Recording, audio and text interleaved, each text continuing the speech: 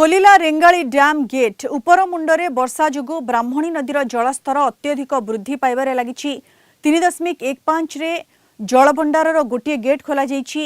रेंगाली जलभंडार सर्वोच्च जलधारण क्षमता 123.50 मीटर किंतु दिन 3टा सुद्धा जलभंडार रे जलस्तर 121.43 मीटर रे पहुंचीथिला।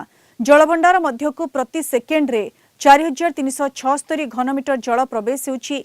पावर हाउस ते 738 घनमीटर जल निष्कासन होउछि। डैम रो 8 नंबर गेट ते 1250 घनमीटर जल निष्कासन होतिबा बेले मोट 1988 घनमीटर जल निष्कासन होउछि।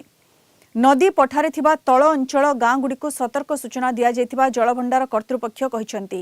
जलस्तर बढ़ुथिबा हेतु आसंता काली आउ गोटे गेट खोला जिबार संभावना रहिछि।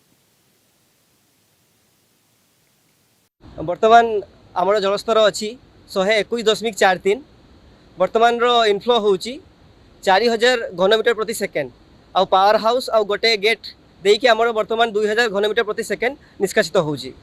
आउ जोटा आमर इन्फो फोरकास्ट रहूची 7000 घनमीटर प्रति सेकेंड जल प्रवेश करिवो।